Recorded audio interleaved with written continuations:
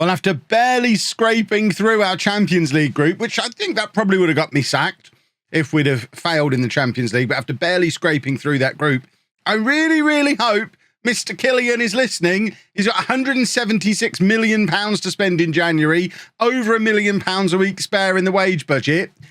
Can I have some players, please? Hello folks and welcome to part 4 of me managing Paris Saint Germain in kind of name only. Killian Mbappe is the player director of football. He's in charge of all the transfers. We play according to his preferred playing style. I'm literally just here to pick the team and look good. If that sounds really exciting to you, and it should, make sure you leave a thumbs up on the video, because as with this entire series, as soon as each video hits 5,000 likes, we release the next one. So if you want the next part of this series sooner rather than later, 5,000 likes on this video, and the next one will be out very, very soon. But this is the story so far. We are in our second season. It's just about to be the January transfer window of the second season. As you can see, we are top of Ligue 1, as you would expect us to be. I mentioned in the intro, we only really scraped through our Champions League group. I mean, we did finish top of it. So there is that. But if you look through the history of the matches, we actually lost in the first game 2-0 away against Valencia. We then smashed Sporting, but only drew at home to Inter and then went to Inter and lost. And at that point, we were still third in the group and things were starting to look problematic. But we followed it up with a 4-1 win away against Sporting. Messi, Neymar and Mbappe, they're quite good as a combination. Poor old Tammy Abraham yet to establish himself because of the three of them just being so good together. And then on the last day, we beat Valencia 3-1, and that did allow us to leapfrog over them, top the group. Topping the group with 10 points, to me, feels pretty rare, and Inter are probably going to feel pretty hard done by, finishing on 9 points and ending up having to settle for Thursday night football. But who cares? As long as we're still in it, that's all that matters. We've got Porto in the first knockout round. We'll show you that. Maybe. I probably won't show you that, actually, because we should beat them. I might show you the second leg if it looks like we're going to lose later on in this episode, but we will cruise through our Champions League run in this episode. But first, let's see what Killian Mbappe does in the January transfer window. This is our squad. You can see we are very much still using the same 11 more often than not. Even the big name summer signings, Tammy Abraham, Joe Gomez. I mean, they're playing a bit. 12 starts for Tammy, 8 for Joe Gomez. They are more part of the squad than some of the real fringe players. Like, I don't know, Sime Vrsaljko has not even come off the bench all season long. I have no idea why we signed him. So he's not at that kind of level. But we haven't really brought anyone in to come in and properly challenge for a first team place. I mean, because we've got a team full of superstars, we do still have Paul Pogba asking to leave the club because he's not happy with his contract situation.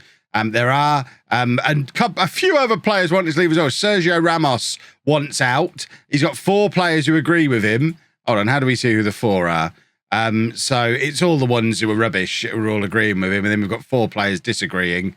Which, I mean, it really is just the fringe players sticking their oar into that situation. But with Ramos, Pogba, and most of the fringe players all wanting to leave, this could be a very active January because, like I say, there's money to spend. I'm just going to double check. We're double checking again that we have got Mbappe set to do transfers for us. Yes, we have. He's also set to do contract renewals. So if he wanted to give Paul Pogba a new contract, he would have done by now. Let's go see what he does. Well, we finally have a new midfield player. It's actually one of the 2 we were after in the summer. Fabian has joined from Napoli, £48.5 million. We very much needed some extra players in central midfield, and now we have one. And we're also starting to clear out some of the dross from previous windows. Vrsaljko has gone to Bologna on loan till the end of the season with a future transfer agreed as well. So he'll be joining them. I think, is it on a free transfer in the summer? I feel like it's on a free transfer. Yeah, at the end of his deal, he joins them permanently. And also Omar Atzili has gone to Monterrey, £6 million. Kylian Mbappe is a transfer genius. We've talked about it before, but we brought him in for 2.8 million. Never really understood why. Never really used him. Sold him on for more than double the money, just because he's got that Paris Saint Germain rub on him now.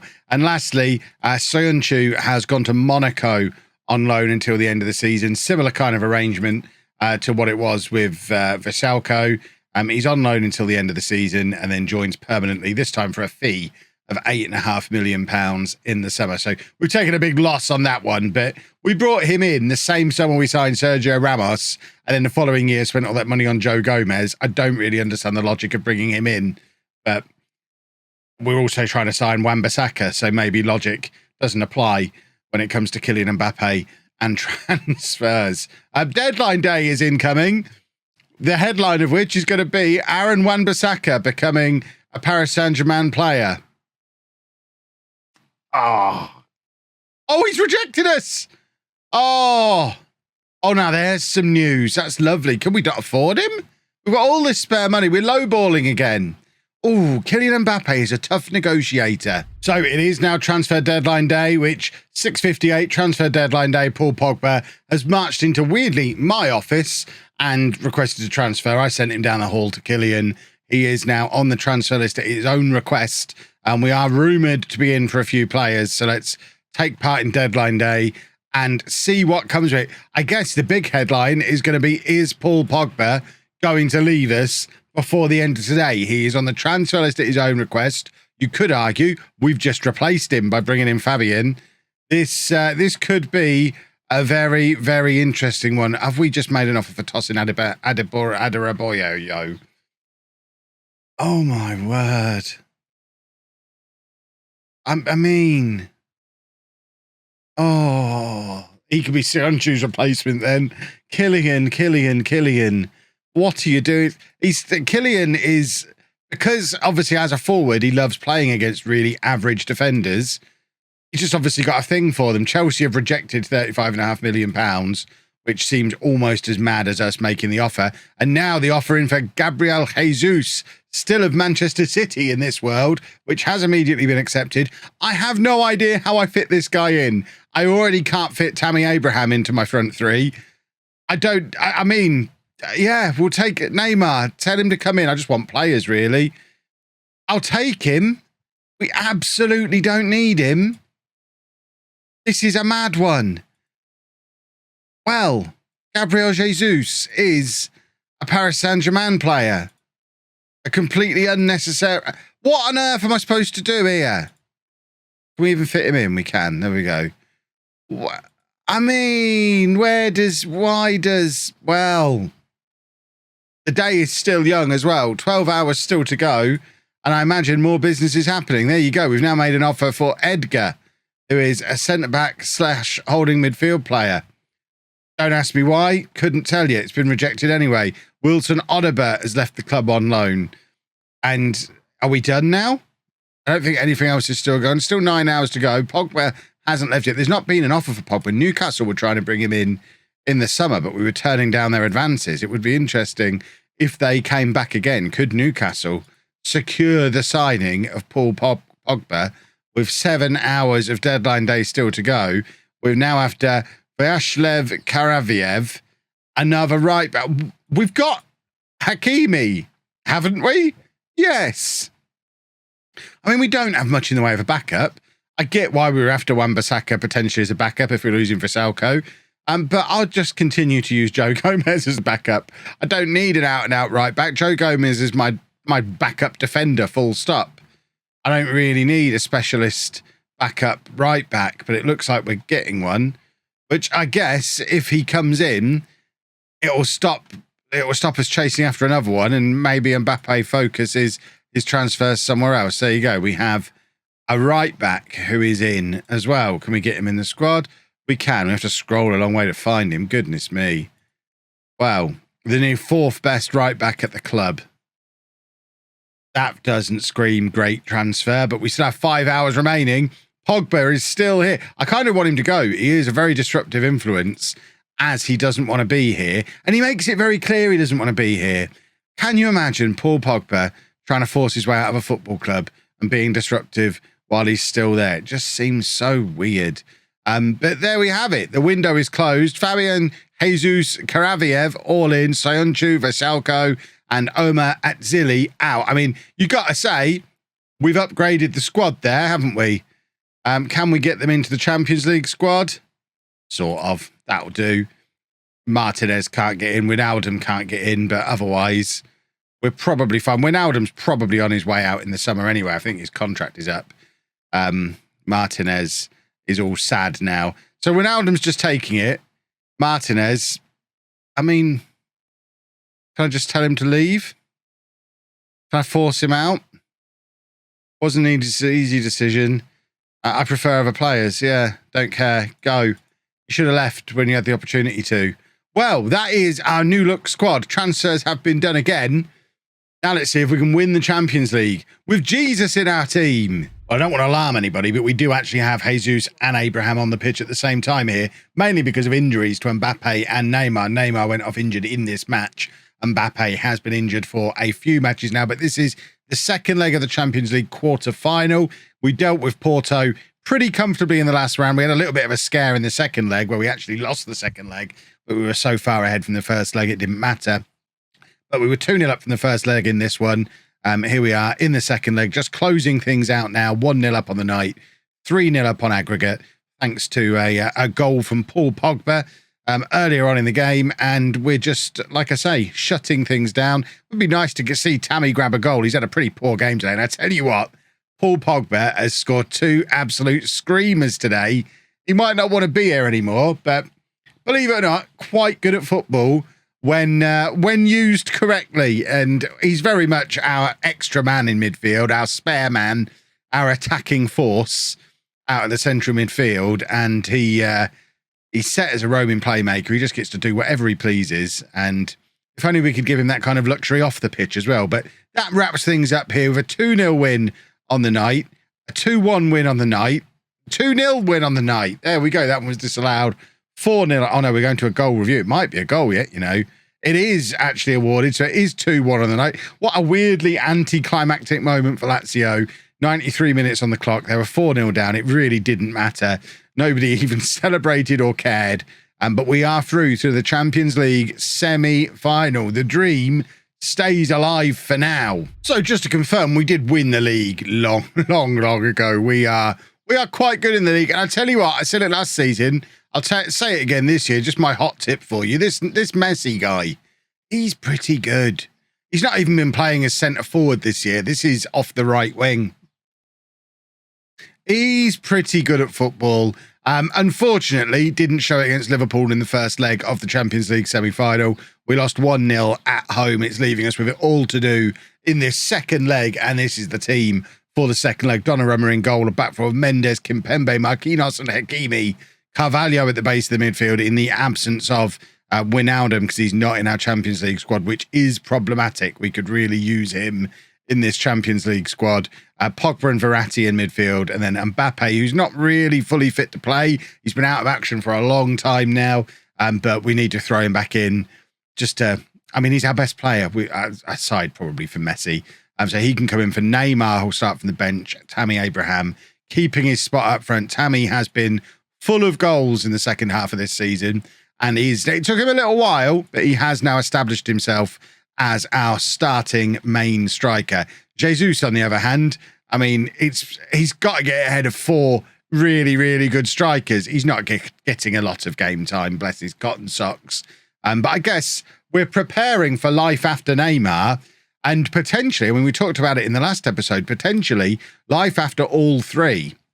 Because remember, Messi, Neymar, and Mbappe are all out of the contract at the end of next season. Even if we find a way to win the Champions League this year from this difficult position we've got into, that certainly won't spell the end of this series, because it's going to be very interesting to see what happens if all 3 of them go, or if they don't, which ones do go, and regardless, what on earth is done to replace them and replace those that do go, or how much we have to pay to keep. Basically, there's so many ifs, I can't soundbite it. It's that exciting, wondering what might be happening. We could potentially have a front 3. I guess if Mbappe decides to keep himself around, a front 3 of Neymar, Mbappe and Jesus going forward, which wouldn't be a disaster. They all fit the meta of FM22 quite well. And talking of fitting the meta of FM22 quite well, Killian Mbappe, back from his injury layoff, has got us the all-important first goal in this semi-final second leg. It's now 1-0 to us on the night, 1-1 on aggregate. We are at Anfield, so Liverpool are going to have that home advantage. And remember, we are now living in a world where away goals don't count double in the Champions League anymore. But still, even if they did, we've both got one now. And it is all of a sudden all to play for. We are back in this tie and back in with a hunt for this Champions League win. I think if we're going to win a Champions League, this feels like the season we're most likely to do it with. Messi is absolute best for us and still here. Because surely, I mean, he did have his contract extended, but he's, what, 36, 37 now? There's got to come a point where Messi starts to be less Messi-like. We haven't seen any sign of, at least not domestically, where he's absolutely rinsing goals out of Ligue 1.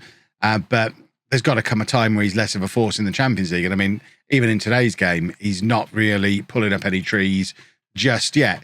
Mbappe is struggling. He's having a very good game. He's scored a goal, but oh my word, is he broken? I think we've got to take him off at half time.